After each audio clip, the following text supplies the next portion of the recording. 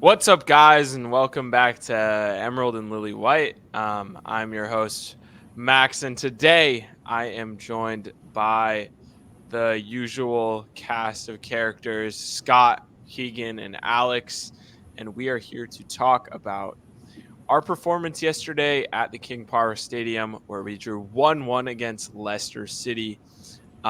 So before I open it up to the panel, I just want to preface with the starting lineup, which was Vicario and net, typical back four, Van de Ven, Romero, Udogi, and Poro. Bentancur at the 6. At the 8 was Pop Sar. 10, Madison. On the wings, Sonny and Brennan Johnson. And up top, Dominic Solanke. So that was the lineup, and I'm going to throw it straight away to you, Scott. What was your initial reaction to the performance and tactics, lineup management from our draw yesterday against Leicester? Yeah, I mean, as far as the lineup goes, prior to the match, the only change I would have made is somebody else for Sar, and that probably would have been Kulisevsky. But I liked everything else that I saw, and at the same time, I said, look, if Ainge feels Madison, Sar, and Bentancur is the way to rock through the middle, then let's do it. And this Max, but I'm a total midfield file, if that's a word. But I watched the midfield and for the entire match for the most part, and anyways, I'm always curious to see what's going to happen there. I think they were okay. I was a little bit harsh on them post match yesterday in the group, and I think now that I've had a second to take a step back and really digest what I saw from the midfield, I don't think it was as much of the problem as what I think it was. I thought Madison was great. I do think Sar was a bit of a problem, and you and I just talked about this as well off air, but I just don't think he offers enough. Creatively, we could say, against a team that's going to sit back while we have 70% of the ball, right? And again, I'll let you get into some of that too before I just take our conversation and run through it or whatever right off the bat. But there's a conversation that be had around Sar and when he's most effective, we will say, right? Up top, I think we looked okay in some sense, right? I think Solanke actually looked solid. He missed a couple sitters, but that's the best I've seen a nine look positionally and spatially in a long time at Spurs, right? So I'm happy with what I saw from him. And then on the wings, they both left a lot to be desired. I don't think my boy Brennan had a good game at all. And I'm obviously not going to write anybody off after one match week, but I thought Brennan looked poor. And I think Sonny needs to just take control of the game at some point in time. And I mean, you could even simply say hit the fucking ball. We know he can put one in from far out into the top corner. It's his trademark goal. So I think when you're the captain of Spurs and you're technically, in my opinion, the only true world class player that we have, I think Romero and Van de Ven are in a conversation there, especially Romero and what he does with Argentina. But I would say Sonny is the one true world class player that Tottenham has. And sometimes when you're the world class player, you just got to take the fucking game by the scruff of the neck and make something happen. And I didn't see enough of that from him. So, yeah, not our best performance. Obviously, a shitty result. There's no way around that. You cannot be dropping 2 points to easily the worst team in the league, right? When you have so much competition in the top six around you. But yeah, something we can bounce back from. And I will also say we drew the first match of the season last year, and ended up going on a heater and looked real good after 10 matches. So a point's not great, but it's not the end of the world. Yeah. Yeah, I agree with what you're saying. To highlight a little bit what Scott was talking about off air after the game, I think Scott was a little bit harsher on the midfield than I thought. Because I think it's easy to get sucked into blaming the midfield because typically in soccer, the midfield is where the chances are like typically created in a system that is played classically. But in our system, it's got to be from the wingers. And both of the wingers were absolutely dead. They couldn't beat their man. They couldn't really do anything. So, Chang, what changes do you want to see out wide, and how can we improve, like in creating more chances? Okay, so yeah, obviously like neither winger had a great game. I I hate blaming Son because like he's obviously been a legend for us, but dude, like that performance, I don't know. Like obviously we have no one to replace him with. Manor Solomon, who I honestly think should get a run in the team. I know like Max obviously biting his tongue here, Yeah, he's but horrible. I think Manor Solomon, like with their lack of options, I think he should get a run in the team, but he's obviously not going to. I think once Odobear gets his like work permit figured out, I think he should obviously be starting over Brennan Johnson at the He's very training least. today. Yeah, I did see his first training session today, but I think once Odobear gets in the team, I think there's going to be a lot more positives. Obviously, like more technical than Brennan Johnson, who can't beat his man to save his life. Honestly, if it's not running in a straight line, Brennan Johnson is absolute fodder. Son, his first touch was absolutely woeful yesterday. That was terrible. Honestly, like had me, yeah, I don't know. But anyways, for changes, I think I'd like to see Lucas Bergvall step in for probably Papsar next game in the starting 11, especially if creativity is what we need against a low block Everton. And honestly, like I'm one of those guys that like I'll think about players that obviously are not going to play like Manor Solomon, and if lack of creativity is what we need in the midfield, it makes you think why Ange would ice out somebody like Giovanni Lo Celso, who has shown on the international level at least that he has like glimpses of world class potential. And for us to ice him out in a situation like this, like a little questionable at the very least. But yeah, so Yeah, and I think the answer to that is probably because if Ange sees Kulu as a midfielder, which I presume he does by the fact that he wasn't starting yesterday, um, it's because him and Lo Celso have pretty much the same profile when they're playing in the midfield. Um, both left-footed, nice on the ball, but a bit one-footed, maybe not the best defensively. And I think it's just hard to have two of those guys in the same team, especially when Kulu's not even getting into the midfield. But Keagan, what did you see yesterday? What were your key takeaways, good or bad, about anyone specifically on the team or Ange? Because Scott and I have talked about that maybe the tactics in game management were a bit bundled by Ange yesterday.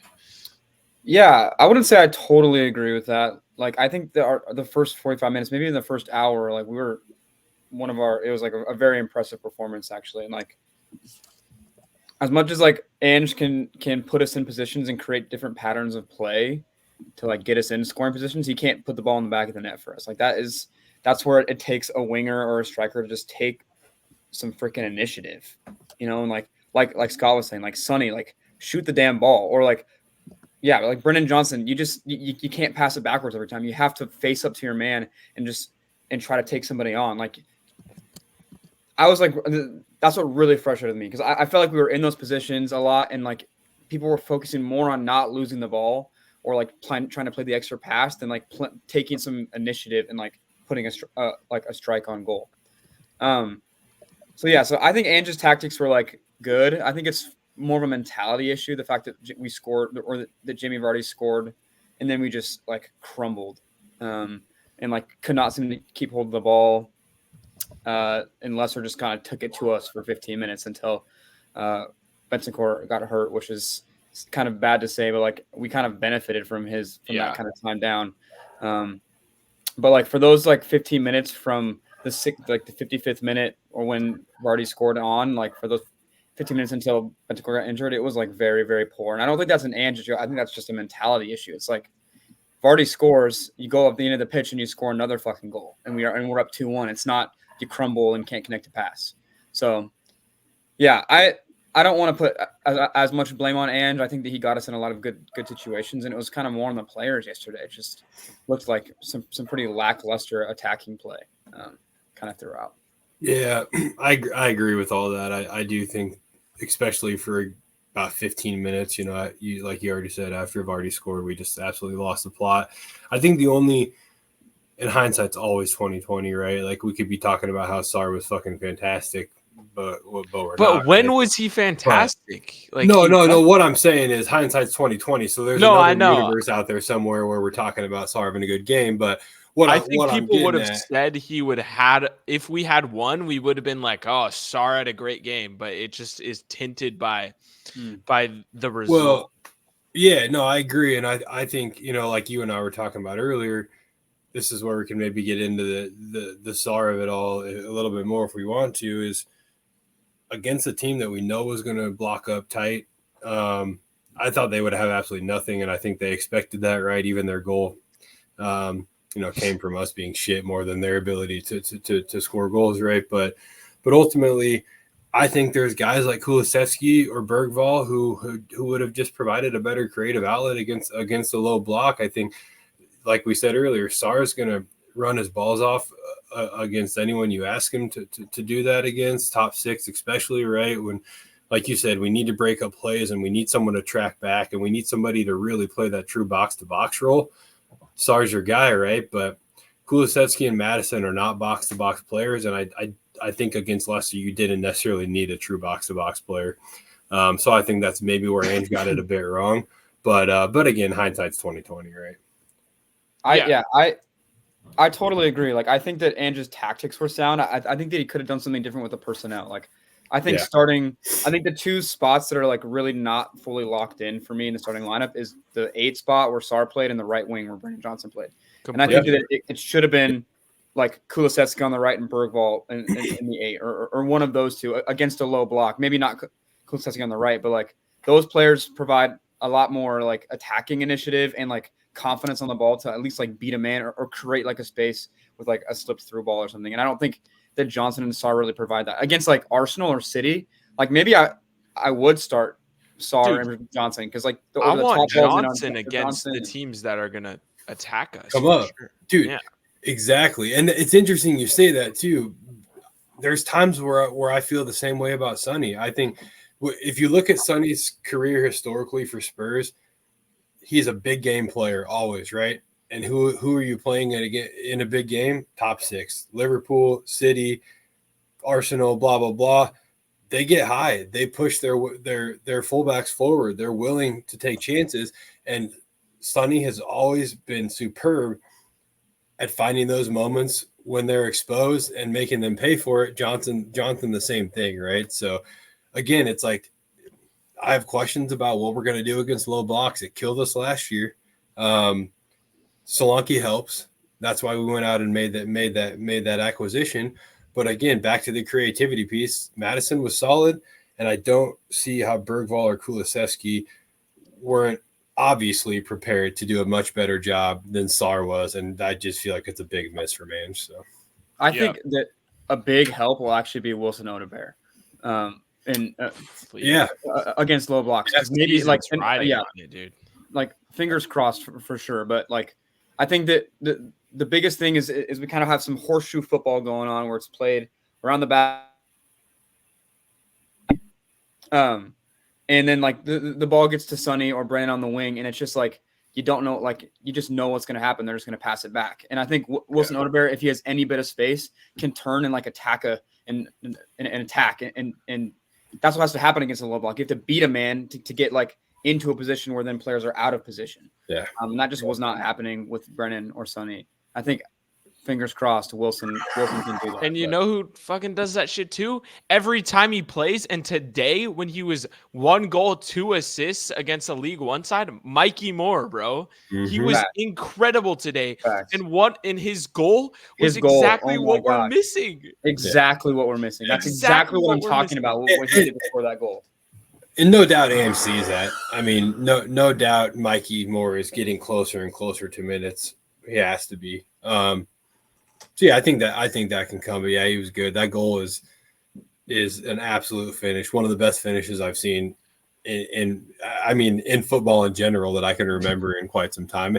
And I think that's relative to, the level of opponent and where Mikey Moore's at. But I'm thinking about this summer, and Lamine Yamal had one too, and we compared those two the other day, right? But Mikey Moore's a baller.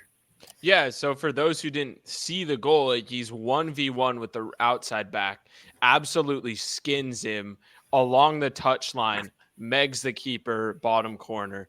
Absolutely brilliant goal. But yeah, Will Mikey Lankshire's goal Moore. too. It's crazy that we're The talking about Mike. Lankshire's Yeah. goal was a Yeah. scorcher. Amazing.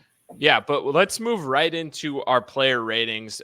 We can kind of just get more in depth, like player to player. We've obviously discussed some of the bigger storylines from the game, but I'm just going to start quickly with Ange. What would you guys give Ange's rating for yesterday's game?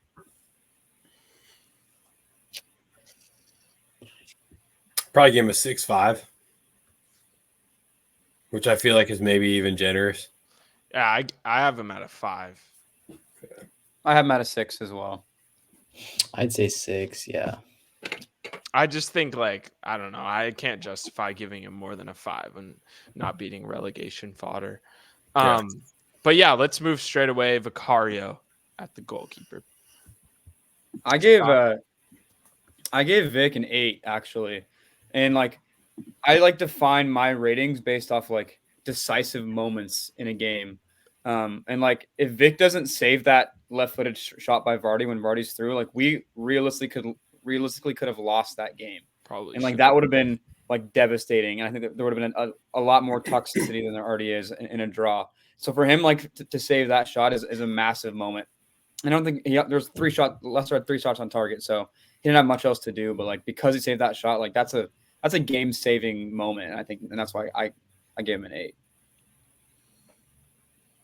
Yeah, I'm right there with you. I also give him an 8. I almost thought about giving him an 8.5, but Vicario, those big saves and big moments are standard. I mean, he's one of the best shot stoppers in the league without a doubt. I think there's room to be desired in a few other areas, but when it comes to raw shot stopping, he's incredible. And there's a reason he came from nowhere to all of a sudden being the backup to Donnarumma, in a 9-month period or whatever. So he's a very talented keeper, and I'd agree with that 8. He was one of the best players on the field. Chang? Yeah, I give him a 7.5. I think like I did remember one other moment. He like steps off his line. He has like a diving header clearance. Maybe in a different universe, Bobby De Cordova Reed puts that into the back of the net. Loki had me a little bit scared, but I do agree. I think like 7.5, 8. Obviously huge save on Vardy, and on a different day, Vardy slots that into the back post, and we're talking about a 2-1 loss right now. So I think obviously a huge moment, and yeah, I think one of our better performers yesterday. Yeah, I have him at a 7. Obviously, great stop on the Vardy play, and then like you said, like just trust your center backs on the diving header because someone's going to put that in the net eventually. Yeah, the goal scorer Pedro Porro. Chang, you want to kick us off? Gave him a 7.5. I think obviously huge goal, first goal of the season for us, and I think was solid defensively. Obviously, on the goal, that's kind of his area, kind of his man. So like, he wouldn't be my man of the match personally. But I think like overall solid game, like shows how the system affects our fullbacks, like what right back is in that area to head that in. So I think solid performance, but like a little bit lackluster defensively. Yeah, I gave him a 7. And I think that was a really underrated finish. Actually, that's such a tough finish to. Yeah. And you saw Richarlison try to do a glancing header at the end of the game, and he hammered it straight forward into the stands. So, ups to Poor for the finish. I think that he's really really improved his like on ball defending, his one-on-one defending, and he still has some left to be desired in his off ball defending, as we spoke about a couple weeks ago. But I think that is his area, and I just wish he would have smelt that danger and seen Romero's does not see Vardy behind him, and I need to sprint in there and mark Vardy because, like, yeah, it's so poor to leave the other team's starting striker like wide open in the box. It's just really frustrating. So I just like expect him to be better there and smell that danger coming earlier. But yeah, 7 for me. Yeah, I had him at 6.5, which is quite low. I thought the goal was brilliant. I agree. That's a tough finish. That's a striker's finish, right, from your right back. But I have him at a 6.5 because of his involvement in Vardy's goal, right? And I drop it from a 7 to a 6.5 because that's not just like a lapse. That's a goal that Pedro Porro has been responsible for many times over the past season, many times. And so I dropped that to a 6.5 because he's just frankly got to figure it out. Like that is not just a oh shit moment, right? That's something that he's. And again, you just said it, Keagan. His off ball defending is poor, and a good example of that. So.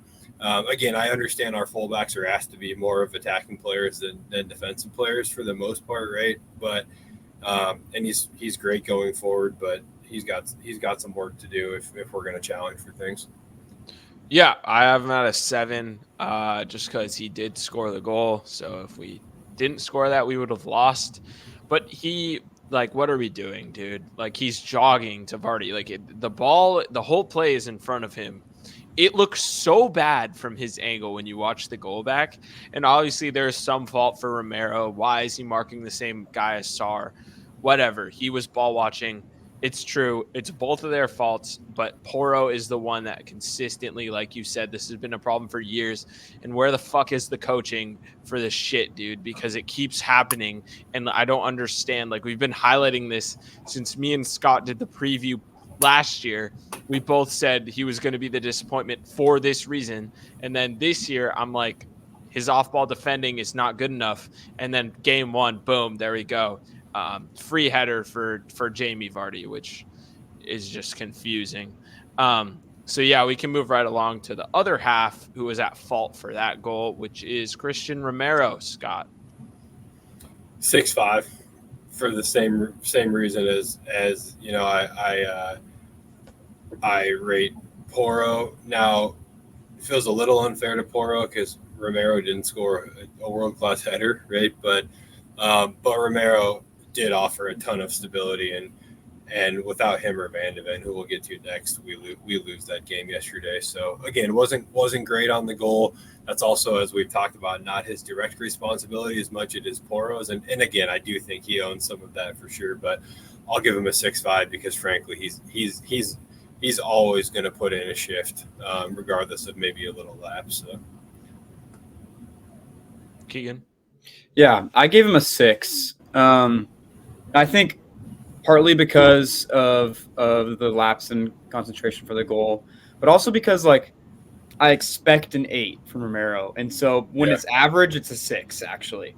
And I think like the reason that the main reason that it was below average to me is because like he is constantly the player that breaks a line with a pass or sees Madison breaking like behind their the opposing team 6 and like slips the ball through, and that creates multiple chances for us a game.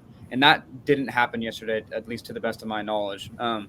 Like he was connecting his passes, but he wasn't being creative with his passes or like brave with his passes necessarily. Until the end of the game where it kind of felt forceful when we needed a goal. So like, again, like he didn't have a bad performance, but because it's Romero, I expect him to put an 8 shift in, and he didn't put that in, and so that kind of drops him down lower than maybe he actually was for me. Shane? I said 5.5. I think if 6 is like the rating that everybody starts with at the beginning of a game, I thought it was like a bit of a below average performance from Christian Romero, especially based off of what we expect from him. I think like, yeah, a little bit at fault for the goal, but I just think like he wasn't as overwhelmingly solid as I've come to see him as. So Yeah, I have him at a 6 as well. Highlighted before, he was partially at fault for the goal and just looks like he needs to do a bit more settling in, as opposed to our other center back, Mickey Van de Ven. And I will start on this one saying 8. Great performance defensively and even getting forward at times, and just don't have much to say except that he is becoming our most consistent player. So 8 for Van de Ven. Scott? Same. I think him and Vicario were equally, and maybe somebody else who we'll get to, but we're right up there with the best performances. Van de Ven just doesn't put a foot wrong. He's almost perfect every match. Just phenomenal. I look back to when we didn't sign Tapsoba, and all of Twitter was panicking because we were signing this guy, Mickey Van de Ven. Mickey Van de Ven and Christian Romero both, frankly, are going to be two guys we have to fight Madrid and City and blah, blah, blah off of for the entirety of their time at Spurs. But I think Van de Ven, there's times where I think Romero, there's so much hype around Romero because of what he's done at the international level, and the Messi draws all this attention to Argentina and blah, blah, blah. But I think there's a world where people can say Mickey Van de Ven's even a better defender than Romero, right? He's just, again, like I said, perfect every match, so 8.0. Yeah, Keagan. Yeah, I had him at a 7. I thought he was really solid. I didn't think his performance warranted an 8 necessarily, because he didn't provide an assist or any game saving defensive tackles. But I thought that he had a couple of really impressive dribbles up the pitch where he didn't see a pass and drove past one man and body feinted out of a tight situation and connected to the pass. And I think that was probably his most impressive moments. But yeah, a 7 for me. Chang. Yeah, I would say 7 as well, just for the aforementioned reasons. Yeah. Yeah. So moving on to Destiny, Chang, what you got? I thought he was solid. I gave him a 6. I think first half, obviously we were dominating the game a lot more. I do remember this one tackle he had on Fatawu where he literally put him on the floor. That was great. But he was getting in the second half, he was getting beat a little bit more by Fatawu, obviously, for the cross and everything. So yeah, I think 6, a bit of a mixed bag for him, but it does look like he hasn't suffered any setbacks from his surgery or anything, which is good to see. So hopefully he can pick up where he left off last season, and I think it was a promising performance. Yeah. Keagan. Yeah, I agree. I also have him 6. I also have him as a 6. Nothing really big to know. I thought that a couple of times he made really good runs that weren't found through that kind of channel and that left side channel by Sonny. But other than that, yeah, I think he was really solid defensively. Put in a couple good 1v1 tackles, but yeah, nothing really of note for me. Yeah, 6.5 for me. And honestly, I would say in full transparency, I feel just about exactly as Keagan and Chang both have regarding Udogie, and maybe my 6.5 baseline is equal to their 6.0 baseline, but I thought it was just a very, very solid to average performance, right, from Udogie at this point. Yeah, I have him at a 6 as well. I thought the first half was more like a 7, and second half was more like a 5, which is kind of how that game went. So yeah, Rodrigo Bentancur obviously suffered a head injury. From my understanding, he is out at the weekend. Presumably, I feel like we could deduce that from the game because it seemed relatively serious. And then after that, he is TBD. I don't think we have that much more info. Do you guys know anything? Yeah. Just that he was up and communicating after the game. Yeah, he's okay. Yeah, he's okay. It's just there's concerns that he had got knocked out, but I think he did, but it's just if he's concussed, protocol for that. But yeah, and I'll slap a 6 on that performance for him. Obviously cut short. So Scott. Yeah, had him in a 6.5. So again, maybe my baseline, right? My baseline is a 6 for what it's worth. That's just what I feel like. For sure. Yeah. No, yeah, it makes sense. But yeah, I think he was fine. I mean, I think in our system, you look at the first half versus the second, and who was there and who wasn't there, and Bentancur was involved, and I thought did his role really well in a half, in which we looked good. But yeah, again, just a pretty average to good performance at a 6.5. Yeah, I actually have him at a 7. I thought that he controlled the midfield really well in the first half. I thought that he deserved a goal in the first half. He had a header that was cleared off the line brilliantly by Ndidi. And I think part of the thing, part of the thing you want to see from a 6 is that you don't notice him very much when he's on the ball. Yeah. He's connecting your passes. He's winning the ball back kind of anonymously a couple times, and I think because of that, I had him at a 7, and because of his header that should have been a goal. But Yeah, I had him at a 6. I think he was all right. Wasn't like overwhelmingly impressed or anything. I do think he was better than Absar, but yeah, that's about all. Yeah, so you want to talk about SAR as we move into? Yeah, I'll go into SAR. So I gave him a 5.5, below average rating.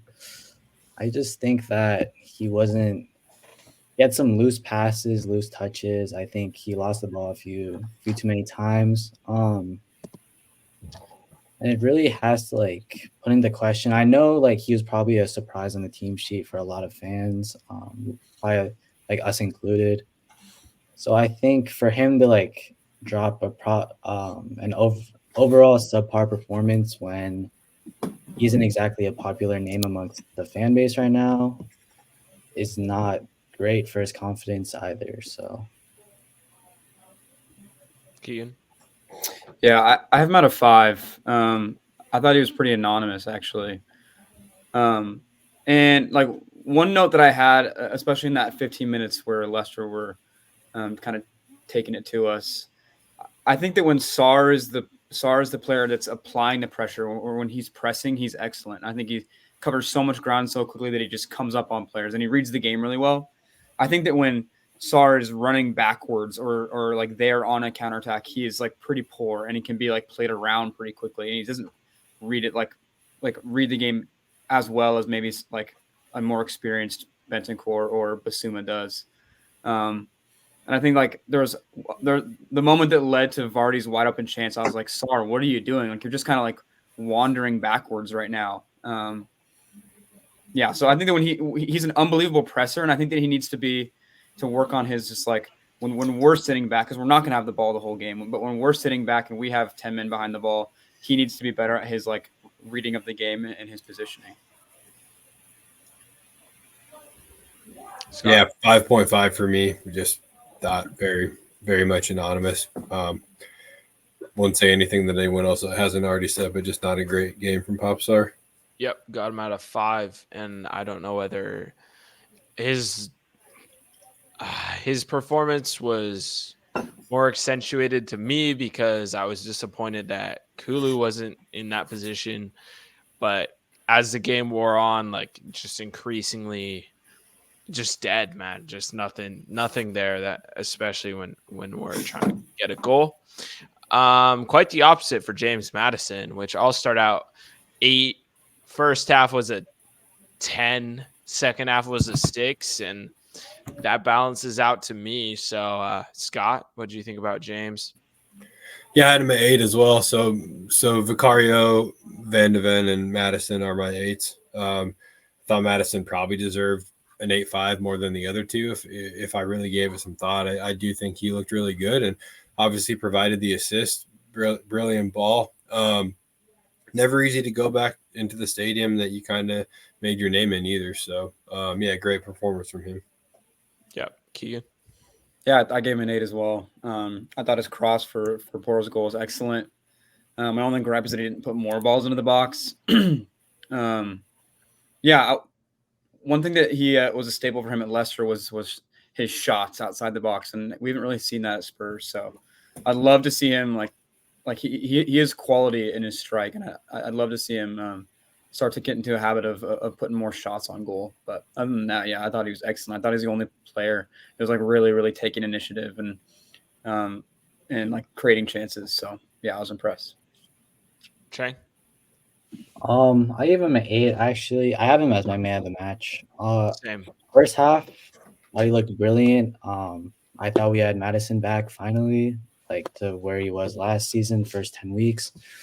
But feels like the second half was incredibly lackluster.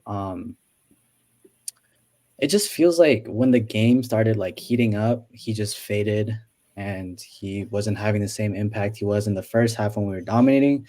So it makes you kind of think like does Madison play well because we were dominating, or were we dominating because Madison was playing well? And it's just kind of like food for thought a little bit. I think I was surprised when he was hooked, actually. I thought we could have kept him on for sure. And yeah, so I think a bit of a mixed bag, but overall positive. Looks to be regaining confidence. Looks like he has something to prove to the league. And yeah, so 8. Yeah, that's an interesting question. About Matters. Like, is he clutch? Like, I don't know, man. Because he's like one of the most inconsistent players I've ever seen. Exactly. But yeah, moving on to Hyunmin Sun. I'll start with Chang. I know you wanted to touch on Sonny a bit more in depth here. So what do you have to say? I give him a 4. Unfortunately, he's really not getting any younger. He's definitely getting up there. But at the same time, I thought last season, first game at Brentford, he also had a very poor debut game or opening game. And I thought he was washed as well last season, and he went on to prove me wrong. But age is like the one thing you can't outrun. And unfortunately, it looks to be catching up to him. He doesn't have that same pace anymore. He doesn't have that same take on ability. And I think if he weren't captain, I think a lot more people would be interested in dropping him from the lineup. Honestly, I was a little bit surprised when he was named our main captain. Obviously, he does deserve it, but I was thinking of giving it to like Romero or Romero would have probably been my main candidate. But obviously, he is our captain. I love him for everything he's done for the club. But is it time that we start phasing him out? Should he really still be one of the first names on the team sheet? For now, unfortunately, yes. I think we do not have any other options there, and I wouldn't really want to see Timo starting. So for the time being, he is our starting left winger, but I think the club should definitely be looking to replace him long term. So. Yeah, Keagan. Yeah, I had him at a 4 as well. It's just so below what I expect from a player that like is known for being a player that scores goals and creates chances and gets assists. Just for fun, he did it for fun last season. Even when we were all kind of starting to question whether age was catching up to him, but yeah, it's just so disappointing. I remember one play where the ball kind of swung around the top of the 18 and was slipped into Sonny, and you're like, Sonny, like you probably can, with your quality, hit it first time here, or even just take a touch and rip it with your left foot. And it was like it was like what I would have done in that situation. It's like he panicked and took a donk touch. And it was like, what are you doing? Like I was never more frustrated that entire game than in that moment right there. So I'm trying to like calm my emotions down and give him like a rating that I think he actually deserves. But like I thought he was really poor today. He took no initiative throughout the game, and took a couple really poor first touches. That was just uncharacteristic of him. But yeah, we'll see. I'm kind of on board with Chang a little bit. Scott? I'm at a 5, which again for me is quite poor, and we'll get to Johnson too, and I think he ties. Oh, we will.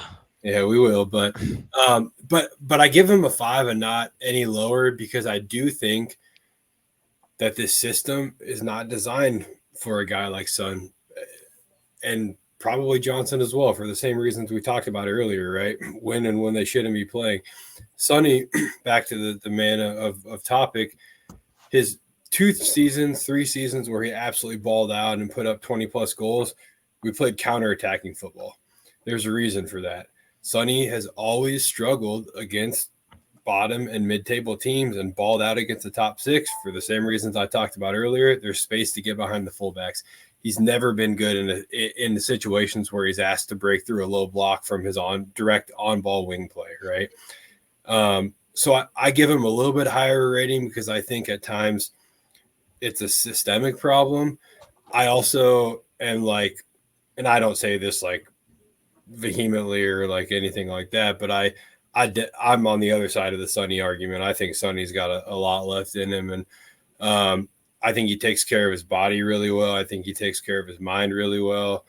He also notably has not married because he wants to put all his attention and focus on football, and he just seems like a very stoic player who has a lot left to give. And I think his problems are, again, systemic, and I don't think we can ever really expect to see the Son that we saw under Mourinho and Conte in this Postecoglou system. And I think that's more of what we're seeing right now than age factoring. And he's, in his early 30s. But yeah, five. And again, it's more the system than the performance for me. Yeah. So I actually have him at a 6, highest out of all you guys. Because I think in the first half, with how Madison was playing a lot more on the left side and how that triangle went with him, Udogie, and Madison, ultimately was really effective. When we were bossing the game, Sonny was one of the players getting the most touches. So that's my reasoning for it. We'll take the pass to assist for that hockey assist for the goal. And I'm going to slap his 6 on him. So maybe I'm just the Sonny guy on here. Got 3 jerseys of his, but I think he was better than a lot of people are saying on Twitter. And I think he was often scapegoated more than other players. So I'm going to give Sonny a 6. And now we move on to our new signing, Scott. What did you give for Dominic Solanke up top? 6.5. Again, probably a pretty average rating for my perspective. I thought, again, he took some really good positions, and as I said earlier, his positional and spatial awareness was the best we've seen in a long time since some guy that went to Bayern played for Spurs, and then he didn't take his chances, and that made me want to go a little bit lower. But again, I'm just happy to see a true number 9 getting those opportunities. It's his first match after a big move. There's a lot going on, and I fully expect Solanke to start putting the ball in the back of the net. So 6.5. Yeah, Keagan. Yeah, I have him at a 7, kind of for similar reasons. I thought that I was really impressed with his play within patterns of attacking play. He had a couple moments where he beat his man. I didn't realize that he had that quality of dribbling ability. I guess just one game, but he'll be really frustrated. He'll have a couple sleepless nights based off a couple of those chances that he missed. But and if he would have put a couple of those away, we're talking about a 3-4-1 win right now. But I think it was positive in all, and I think I do expect him to start putting in some goals. So 7 for me. Yeah, Chang. I said 6.5. I think just because, as Scott said, the movement was great. I think we've been lacking a 9, a clear-cut 9 for a while. So, I think his impact was big to see. Good hold-up play, dumping it to him in the box, and he's holding off the center back for Madison to run onto, etc. Obviously didn't bag, unfortunately, but had some chances, on a different day, those go in, and we're talking about a 3-1 win, 4-1 win. So overall positive. So I think 6.5 is about right for me. Yeah, I have a 6, but if I was doing halves, I would go 6.5 for Solanke. The goals will come. So now we get into a final member of our starting 11, Brennan Johnson, who was playing at the right wing position, and he was fucking horrible. 3. Yeah, Scott. This is definitely my bias, but I have him at a 5. Yeah, and I'll go back to, I just don't think that Brennan is necessarily who you want to deploy against Leicester, and that probably goes into, we got to bring some guys in, and we brought Odeberry, and it sounds like we're all high on the possibility of him being that guy, but pretty flat performance. So again, some of my bias is probably that 5, but he did not have a good game. Keagan? Yeah, I had him at a 4. I thought he was really poor. I think the defining moment for me was he made this brilliant tackle, won the ball back, and you just look up and there's acres of space in front of him, and I'm fucking drive into the space, go create a chance, and he slowly jogs and then fumbles over the ball, and I'm any other big 6 winger, right winger, takes that at their man, shoves it down their throat, and puts a cross into the box. And I was like, what are you doing? Like, that's like League One level play right there. It was baffling. It was genuinely baffling. I was like screaming at the TV, like, go dribble, go forward. And he's like wandering up the pitch and then falls over. He looked like a Obviously, lost that's like puppy. a scapegoat moment, but like I think that's just kind of just defining of Brennan as a player right now, and just maybe the confidence that he's playing with. Zero confidence. Yeah. Yeah, he just seems like he's just shaky when he has the ball. And yeah, it was frustrating. He had a couple. He had that turn and volley where the keeper was equal to the volley. Yeah, but it's right. tough to put him higher than a 4 for me. Chang. That slide tackle, and then what happened after was honestly like the hardest watch I've ever had. Dude, that is a world-class slide tackle into probably one of the worst fucking, oh my god, dude, I can't. And honestly, it leads me into my next point. I think Spurs, obviously out of the top 6, I think we have the worst crop of wingers. Like, absolutely. Like, by far. Hands down. I would rather have Garnacho, Anthony, Amad Diallo, Rashford every single day of the week. So, I honestly wait till Mikey Moore comes out, bro. That's all I'm gonna say. I feel like I'm way higher on him than anyone else, but like, wait till Mikey. Don't sleep on Yangmin Hook when he joins in January. That's I would have liked to see him right now. He's honestly, not gonna be in the team, bro. Like, I would have liked. He's direct. He can dribble. He is nice. I hope so, but like,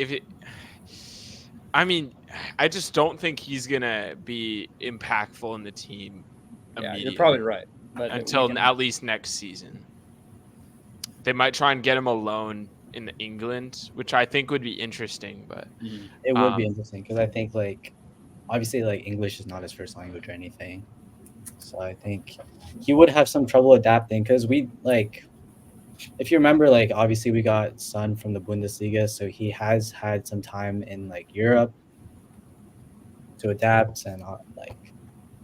But Yangmin Hyuk, I'm excited for him though. To be honest, I would like to see him, and I think like if we had signed him now after that performance, I don't know if he would have been loaned back straight away. Yeah, I agree. So I think Ange probably like. Hopefully he sees the issues. As for Brennan Johnson, 3, absolutely dreadful. I think once Odebear gets figured out, I don't think Brennan Johnson sniffs the starting 11 again. And honestly, it like we signed him for 50 million, but I honestly think he's regressed since we got him. I remember his debut versus Arsenal, North London Derby. He had a few chances, and he looked offsides goal.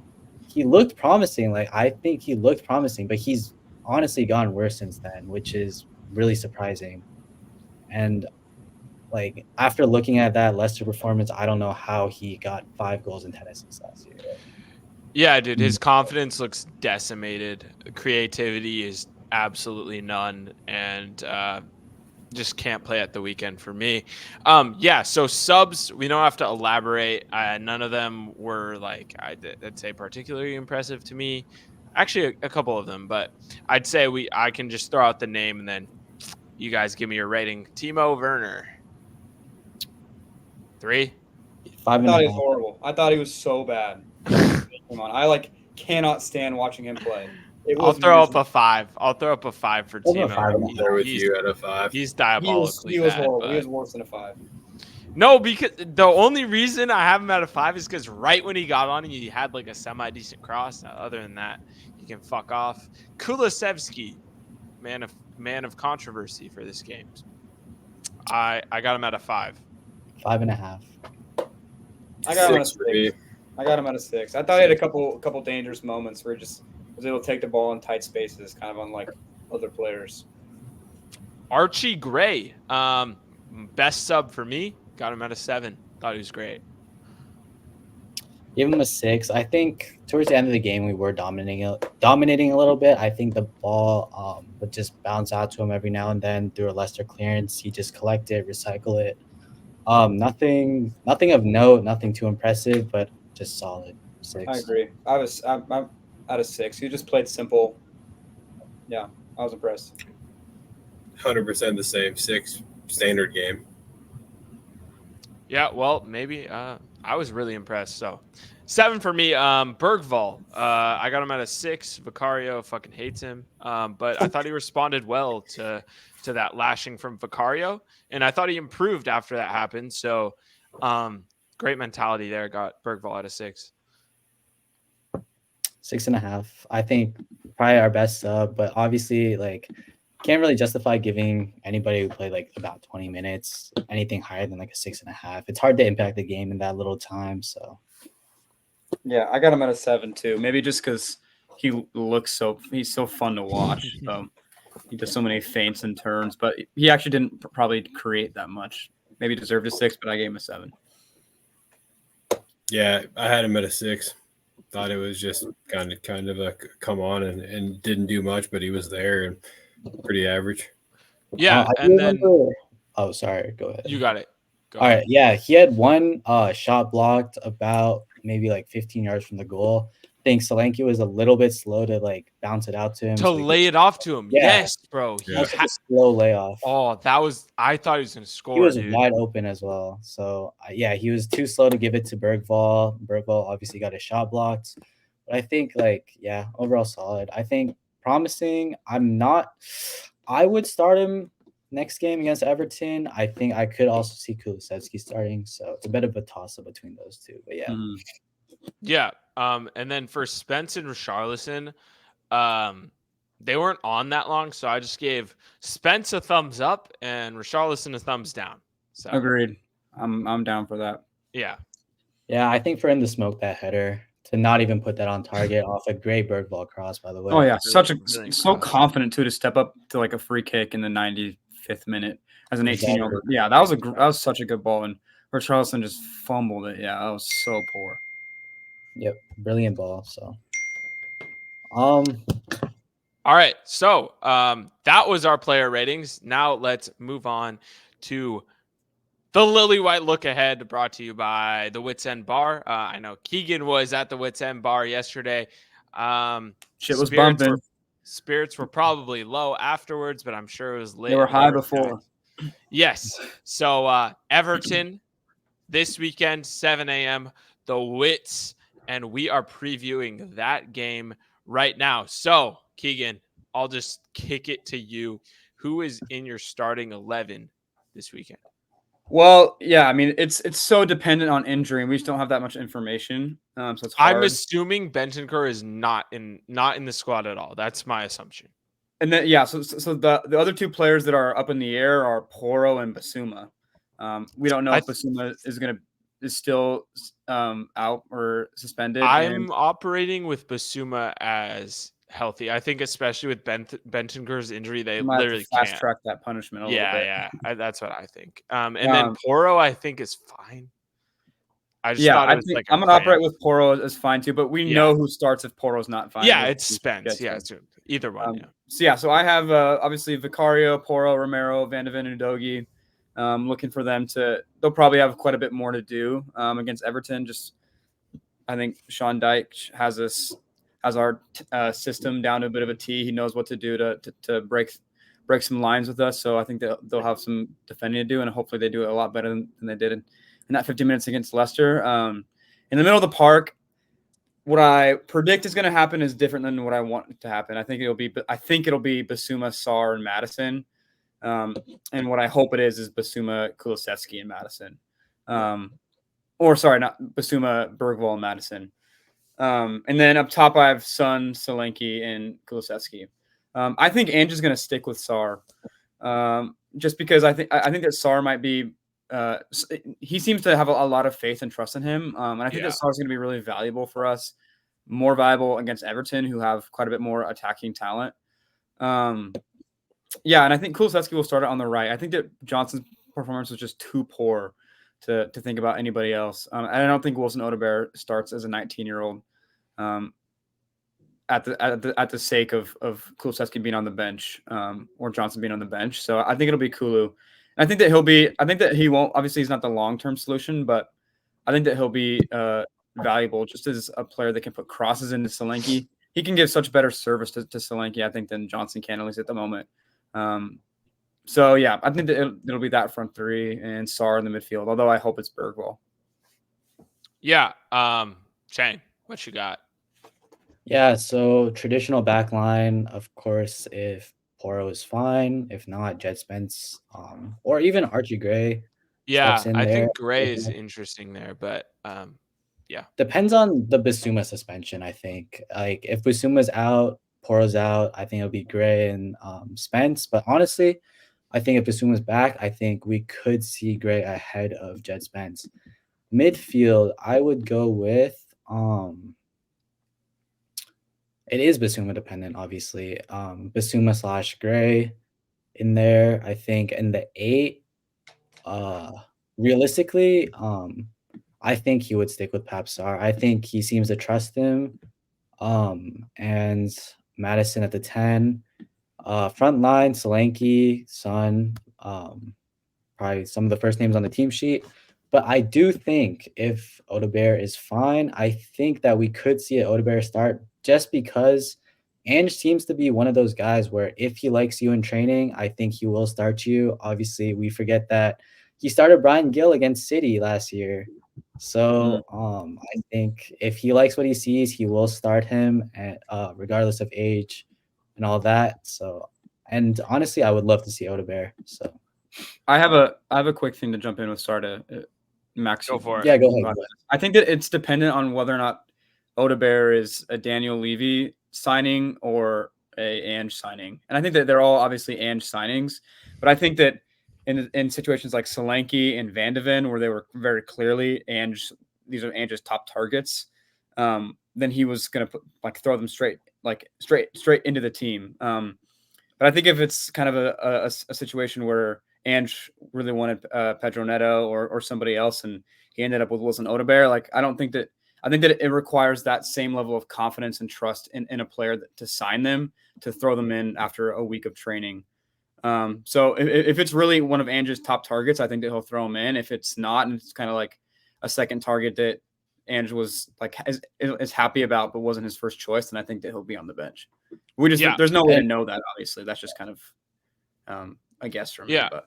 And I think the analytics part of it, Odebear is really high in all the analytics that suit Ange's system, take-ons into the box, touches in the Yeah, I box. think if I'm correct, sorry to cut you off, but he was top 5 in the top 5 leagues for I think under 21 dribbles completed or something like that. He was number 3. He was number 3. Yeah, he was number 3. I think Desiree Yamal, I think. Due and Yamal. Yeah. And Desiree Due was also someone we looked at. So I think it's clear that our scouting department knows exactly what Ange is looking for and who to target. So yeah. And yeah, that leads me into mine. I got the normal back 4 with Vicario. My 6 is Archie Gray. I think it's kind of the perfect storm for Archie Gray. Basuma getting high as shit, and then Bentancur dying on the field. It's kind of all lined up for Gray to get a 6 start here, and I think this is a good game, home opener against maybe a bottom half opponent where Gray can really feel the love from White Hart Lane. And then I got Kulu and Madison. I'm going to keep saying it. I've been banging the drum for those two to play together in the midfield all preseason. And I'm just going to say it again. This is the lineup that I want. Although I agree with you guys, if it's predicting the lineup Ange has, I think Sarr will play. But yeah, I'm going Kulu and Madison. The up top, Sonny, Solanke, bang on. And then I do have Wilson Odebear. Maybe some wishful thinking there, but I just was appalled by what I saw from Werner and Johnson. So yeah, need Odebear in there. And then bench, I don't think it's changed that much, but I did have a bit of changes. So I have Austin, and then I have Dragusin and Davies, who both made the bench last game. And then I have Richarlison maintaining his bench spot. I have Basuma moving on to the bench, Bergvall, Johnson, and Sarr, who both get dropped. And then the 9th player, I have Mikey Moore. So my omissions are Spence and Timo Werner. I just don't see how you can justify not having Mikey Moore on the bench after what he did today for the academy. And then Spence also is dependent on Poro's health, but I think that we could get by with sneaking him to the reserves if we start Kulusevski in the middle, because then we can get 2 wingers on the bench instead of Spence. So do you guys have any thoughts on the bench? Any switch ups there? Sounds about right. I did see Fraser Forster was like training today. I don't know what the deal with him is. Like why he was He was like Leicester. had someone in a headlock. Yeah, he had Richarlison in a headlock. I did see that. It's pretty funny. But Don't let go. Kill him. Whoa, dude. bro, he's I like Richarlison, bro. I do too. I do too. He's I just because of the header, I'm mad about the header. Dude, for him to Dude, not it was even put that on, 0.19 xg. It was point. I told this to Chang. Chang said Richarlison's the worst player I've ever seen. I said, I was texting him yesterday. I said, dude, it was 0.19 xg. He was like, fuck that and fuck you. I was like, whoa. Charlton makes me so mad watching him play sometimes. Like when he's on the ball, it's like, are you like constantly in a constant state of stumbling? It's like he is never like sure on his feet. It looks like he's gonna fall over all the time, and it's so irritating. Hey man, he just needs a fair shake. Europa League top scorer. So you guys got scoreline predictions for our opening game at Tottenham Hotspur Stadium. Chang? I think we jinxed them last time, so I'm gonna just predict the loss. You know, hopefully they prove me wrong. You know, I think it's a 1-0 Dyche.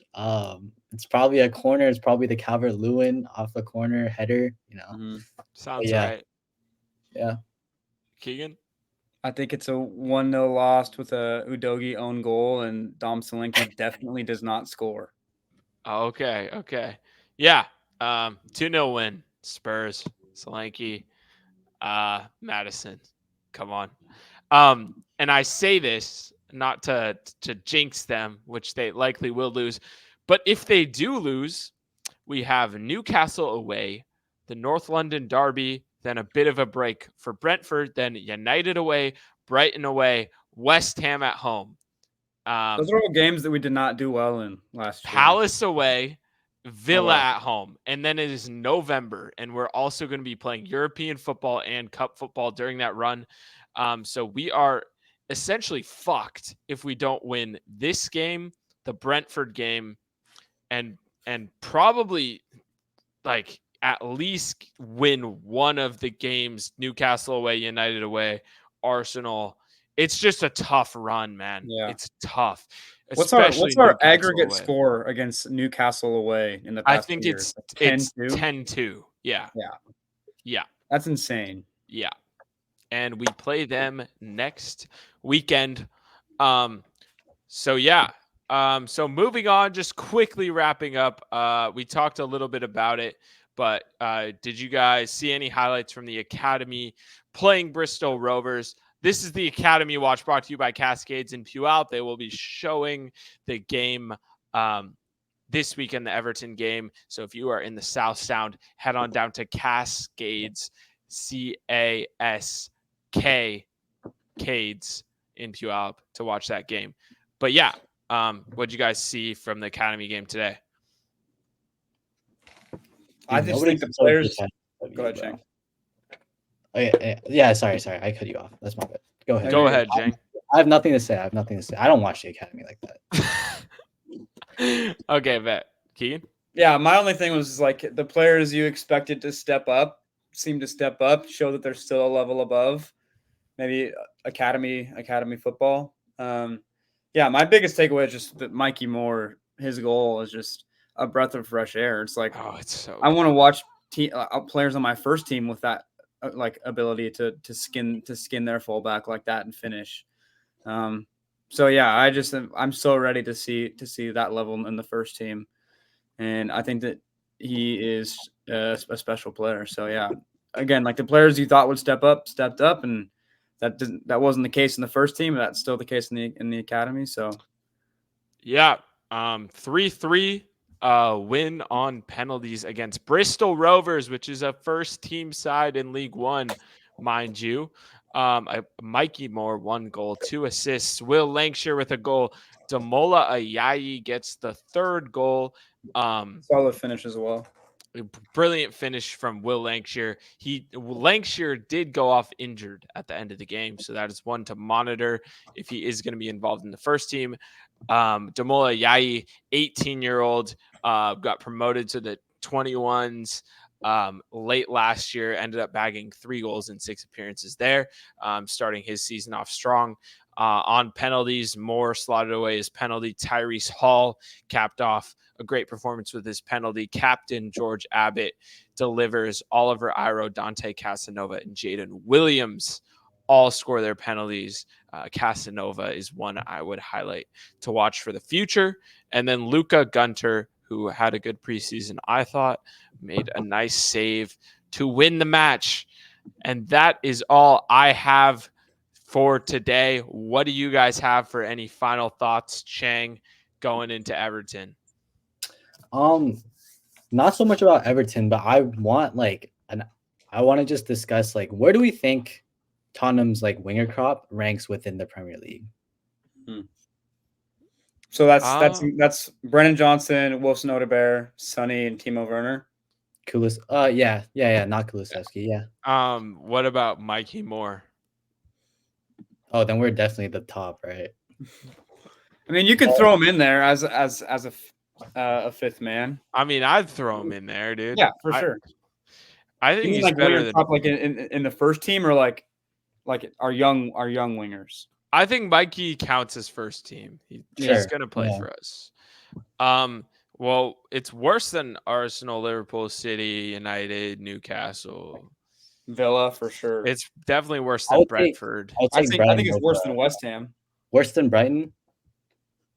Brighton for sure, dude. Matoma and Adingra. Brentford, I think, and Buemo and Wissa are both better than. They have Damsgaard as well, yeah. Yeah. It might be around 10th. Yeah, I think it's pretty Palace sold Elise, so we're kind of cooking. Palace would have been way better with Eze and Elise. Chelsea is honestly clear. Yeah, Chelsea's clear too for sure. But yeah, man, that's kind of pretty bad. But that's really sad. But Son does have to bring it up a bit though. We're basing this off one depends game. On how you rate Son. I mean, yeah, but he had what 17 goals and 9 assists last year. What winger is doing that? Besides Mo Salah. I mean, he did have some stints at the 9. Yeah, but he's part of the winger crop. Mm-hmm. Do we think he still has it? Genuinely? The thing is, there's always at some point there's going to be the down year. And it may look like it right now, and it may have looked like it early last year, and it might not be this year, but one of these years he's going to look like it, and it's just not going to get better. So is that this year? Who knows? Mm-hmm. Yeah, I think we have a mid-table winger crop. I just think I watch a lot of Premier League games. I watch a lot of Champions League games, and when I watch those games and I watch those wingers play, I'm like, they are the most technically gifted players on the field right now. They're the in tight spaces. They're the best dribblers on the pitch right now. Is those teams' wingers, and I do not think that's the case in our team at all. When our wingers get the ball, that's when I tense up the most and want to see them not lose it. When other teams' wingers get the ball, I'm like, okay, now the chance is about to be created. Let's see, let's watch them make something happen, and that's not how I feel at all with our wingers. So. Yeah, it's pretty poor, honestly. And I think that if I don't I'm not trying to put this out in the air, but if Ange does ultimately have a downfall in the near future, it will be because we don't have as good a wingers as are required for his system as creative engines for our team. Yeah. So I'll just close with this dark thought. What would it take for you to be Ange out this season? It would take a lot for me to be Ange out. I'm a big believer in just a process and grinding through the hard times. What's going to happen if we fire Ange? who's out there to hire and what's going to change then. Then 2 years from now, the same thing will happen. You'll go through a tough spell, and I think like Ange gets us through like the next 2.5 years, even if he's doing poorly, and like not obviously extremely poorly, but like average.